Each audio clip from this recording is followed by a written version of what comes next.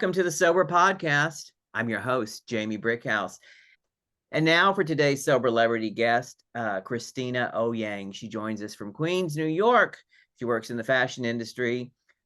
She battled opiate addiction throughout most of her adult life and has been sober since January 14th, 2020. Welcome to the Sober Podcast, Christina.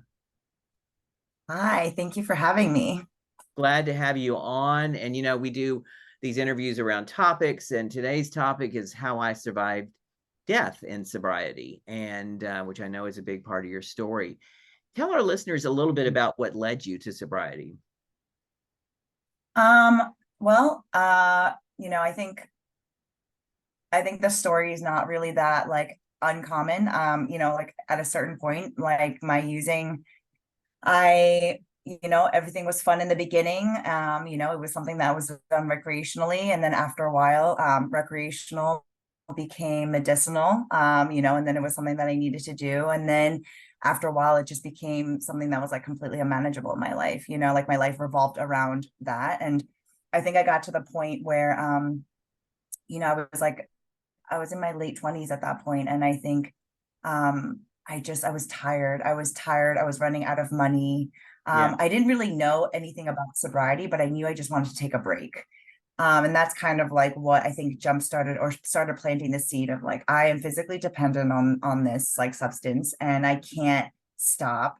And the chaos of just, the hamster wheel that I was on, like every morning waking up, going to bed, worrying about like the next thing. And it's just, I started getting tired. And at the time I was dating, I was with my fiancé at the time, and he pretty much, he kind of planted the seed of like, hey, I think maybe going to treatment might be something that's really helpful. And so that really is just, I want to say like my segue into how I discovered or how I started flirting with the idea of like, I needed to take a break and with sobriety.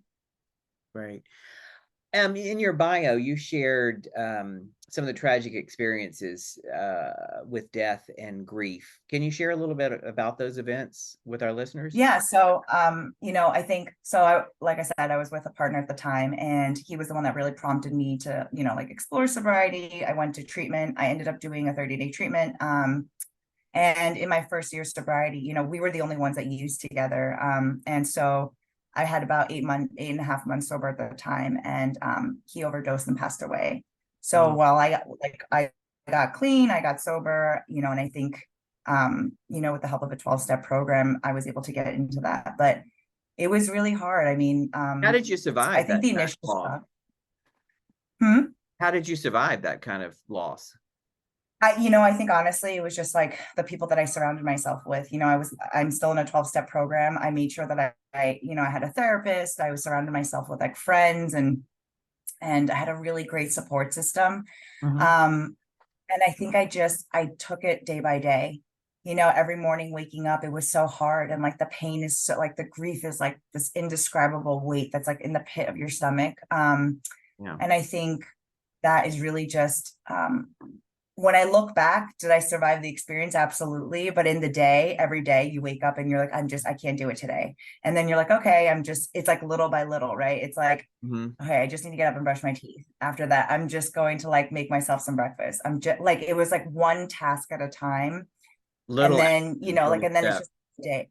It's a little bit at a time. And I think that's the biggest takeaway for me was I didn't try to say like, I need to deal with the grief now. I need to get over immediately. I've even more recently, like I've had more like death and grief, like in sobriety. And I've learned enough to know, like, if I will myself to try to just get over it, it never will happen. But I just need to go, what's the next thing? Okay. I just need to keep my feet moving. Like, what's the next thing I need to do on my checklist, for my day, for my week. And kind of like, it's one step at a time. And in the moment, you never think you're going to survive it, but I think, yeah. And did it, when your fiance overdosed and died, and you had to live through that grief, did it threaten your sobriety, your recovery?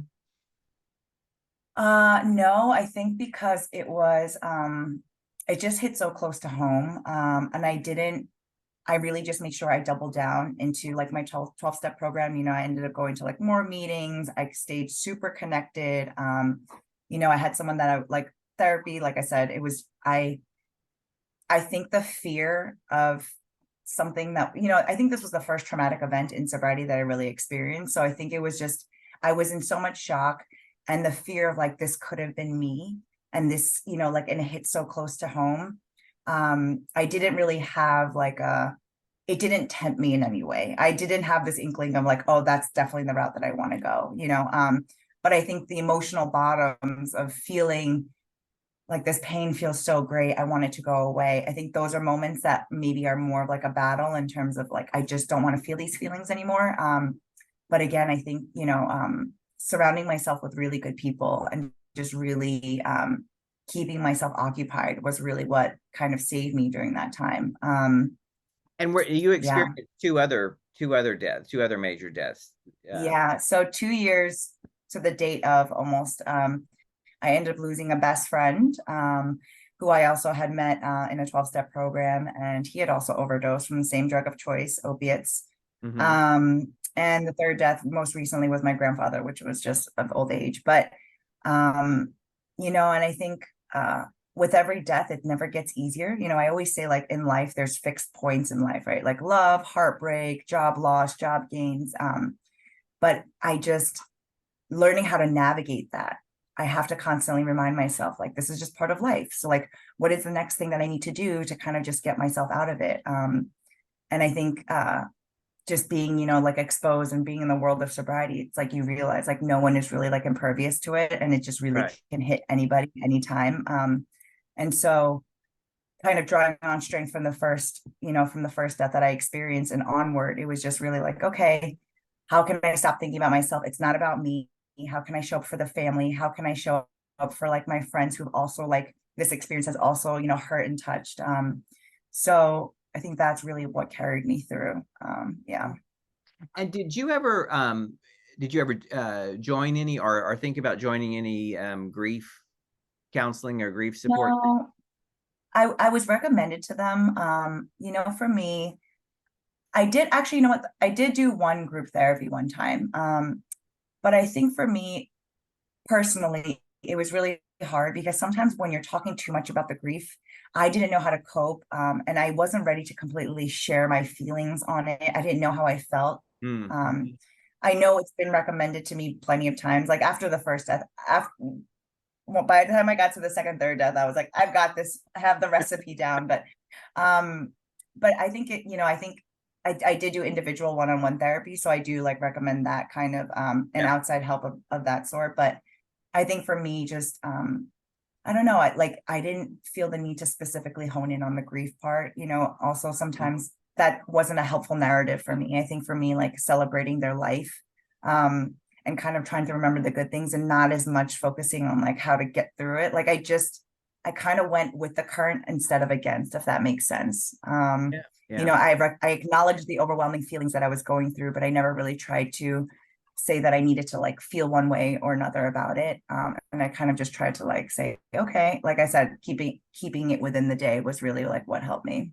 Right. But of course, I mean, for those not in recovery, Yes, a grief support group might be really absolutely are important. But of course, for people like us who are in recovery and go to meetings, that's kind of, that's your 100%. and your And your I was group gonna say, therapy in a way. like, Yeah.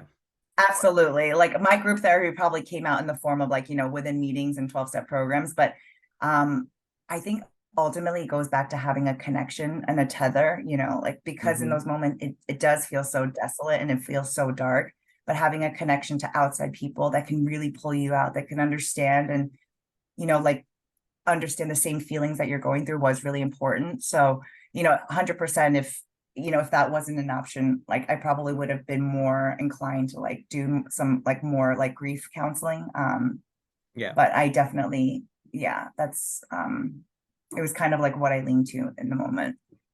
Great. Well, we're going to take a quick break. We'll be back in just a few seconds. So everybody stick with us. Hi, I'm Sonia, the founder of Everbloom. We help you change your relationship with alcohol through connection and conversation. We provide small group meetings where you can share your story and get the encouragement and support you need to achieve your goals. Whatever your goals are, we're a judgment-free space. You can find us at joineverbloom.com, BLUME, and try us out with a free meeting. And we're back talking to Christina Ouyang and discussing surviving death in sobriety and recovery. And you just told us there's all the various ways that you got through those deaths. Do you think you would have survived them had you not been in recovery? Or, I mean, of course, that's no, hard. I think, no, because I would have 100% went back out and was using and drinking, and that would have been my death. I truly, till this day still believe that, because I think I wouldn't have had friends. I wouldn't have even thought about, continuing, individual one-on-one therapy. I wouldn't have known how to navigate like all these overwhelming feelings. And I think, from my personal experience of just like when I'm in active use, like all I can focus in on is like, I don't want to feel the feelings that I'm going through. I don't want to be in my body. I don't want to connect to like reality at that moment. And I 100% gone a deeper, darker hole of just, what is my escape? This is my escape. So I 100% credit to, I think it's so necessary. Like having a community and connection is really the only thing that I think got me through it at the time. So what advice would you give to our listeners going through a similar situation? Even on days when you don't want to reach out, even on days when you don't want to answer, try to at least pick up one phone call, try to at least call one person. On days that you like don't want to eat and brush your teeth, try to just get out of bed. I know, I think keeping things moving your feet, and I mean that like almost metaphorically as well. I think trying to just bury it completely has never, like in the beginning I tried that a little bit, but it ends up compounding and right. It comes out in other ways, and then just really staying connected and being open to allowing people to embrace you and like love you and show up for you, which I think, especially as an alcoholic and an addict, it's really, really hard. Like our default, or my default, is like isolate. I'm going to do it all on my own. But really, like in those moments when you already feel so raw and so exposed, to continue pushing yourself to saying, okay, I'm going to like extend that vulnerability and that exposure just a little bit more, but this time it's going to be filled with a lot more love and a lot more comfort. So I think that would be like community, one-on-one therapy or like group therapy, any type of grief counseling. I think those are the two that really helped me. Were you, well, first of all, what you said just now and then earlier about keeping moving, and both metaphorically and literally, that just the act of doing something, brushing your teeth, folding laundry. And I mean, it's something I have to remind myself about, even, if it's even when when I'm having moments of doubt about a creative project, or, feelings of anger and resentment at a friend, rather than lying there and wallowing in it.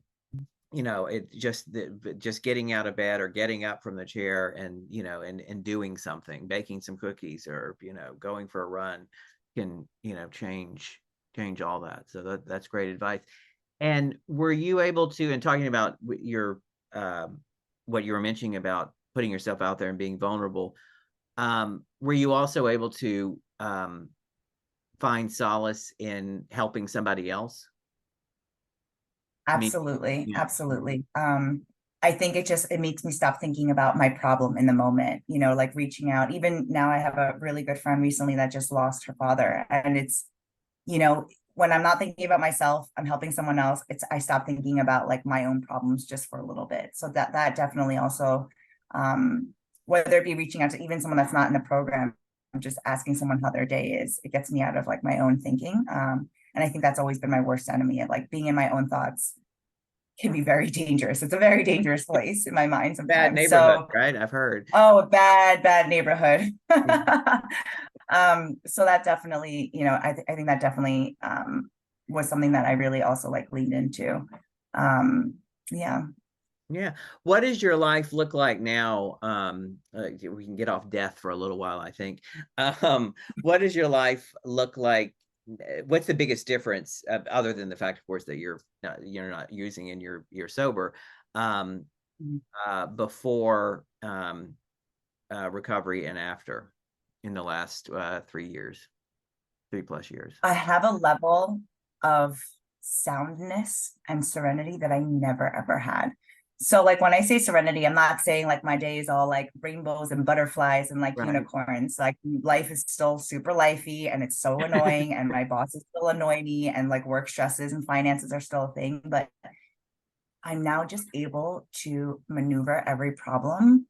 And I have this gift of like, okay, this is happening.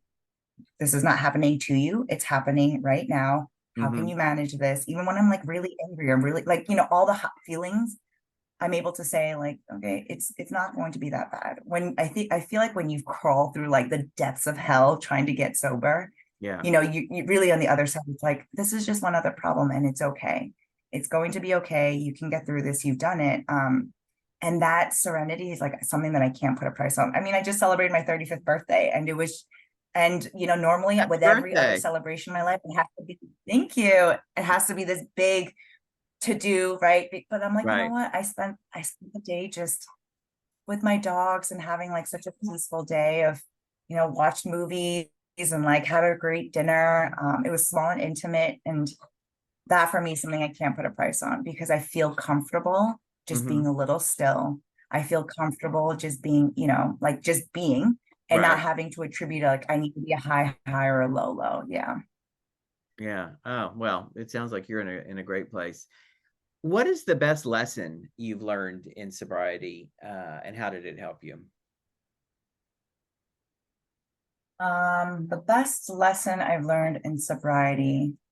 Oh my God, there's so many. I don't always have to answer right away, if that makes sense. Yes, that makes sense. I learned the lesson too, but go ahead. Yeah, it's like, I mean, it's kind of an extension of pause.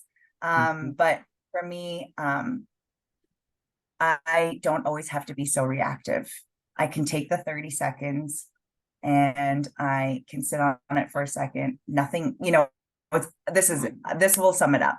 Does it need to be said by me? Does it need to be said right now? And does it need to be said at all? And I think I apply that to every aspect of my life, whether it be relationship, job, friendship, family, because I really just carry that. And, like I carry that thread throughout because really, ultimately, it's always about life versus how I react to it.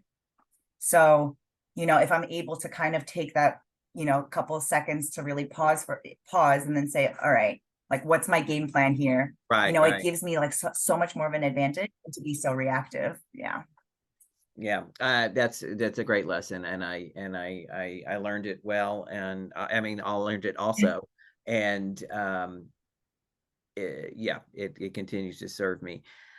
Thank you so much, Christina Ouyang, for joining us today. And again, happy birthday. Your life your life looks really great these days, it sounds to me.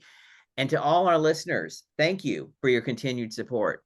Visit us on soberpodcast.com and all places where you find major podcasts to leave us a review and sign up for our mailing list. You will also find the contact information in the show notes for our guest, Christina. I'm your host, Jamie Brickhouse. You can find me on TikTok, Instagram, Facebook, where I tell a true story in high heels every day. Signing out from the Sober Podcast. Tune in for another show next week.